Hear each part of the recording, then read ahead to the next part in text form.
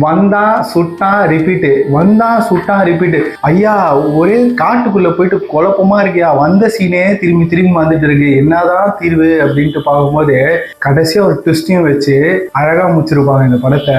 இது தமிழ் டப்பிங்லயே இருக்கு. இந்த படத்துல ஹீரோ வந்து புதுசா ஒரு இடத்துல வந்து போலீஸா இன்சார்ஜ் ஆகுறாரு. அந்த இடத்துல பார்த்தா ஒரு அசம்பாவிதம் நடக்குது.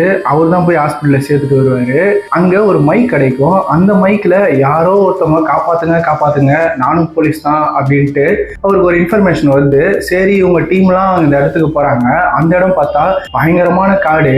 அங்க என்ன நடக்குதுன்னே தெரியாது. இவங்க பாட்டுன்னு அந்த இடத்துலயே சுத்தி சுத்தி வந்துருப்பாங்க. அந்த இடத்த விட்டு அவர் எப்படி வெளியே வந்தாரு, அதுக்கப்புறம் என்னெல்லாம் நடந்தது அப்படின்றதுதான் படமே. இந்த படம் சிம்பிளா சுருக்கமா சொல்ல போனா இது ஒரு டைம் லூப் படம். இந்த படத்துல பயங்கரமான நோட் பண்ணோம்னா அந்த சவுண்டு தாங்க. ஒவ்வொரு இடத்துலயும் டிராவல் ஆகும் போது சூப்பரா ஸ்கிரீன் பிளே காமிச்சிருப்பாங்க.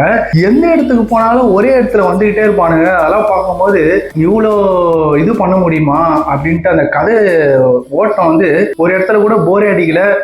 ரொம்ப இன்ட்ரெஸ்டிங்கா போகுது. அதுவும் அந்தந்த இடத்துல நம்ம வந்து சட்டிலான ஒரு சஸ்பென்ஸ் கொடுக்கும் போது ஐயோ இவரா அப்படின்ற ஒரு சஸ்பென்ஸ் கொடுக்கும் போது நமக்கு என்னடா இவ்வளோ சட்டிலா முடிச்சிட்டீங்களா சஸ்பென்ஸ் எல்லாம் அப்படின்ற மாதிரி இருந்தது. சம்பவம் அத்தியாயம் 1 இது 2026 ரிலீஸ் ஆச்சு. ஜியோ ஹாட்ஸ்டார்ல இருக்கு. அதுவும் தமிழ் டப்பிங்லயே இருக்கு.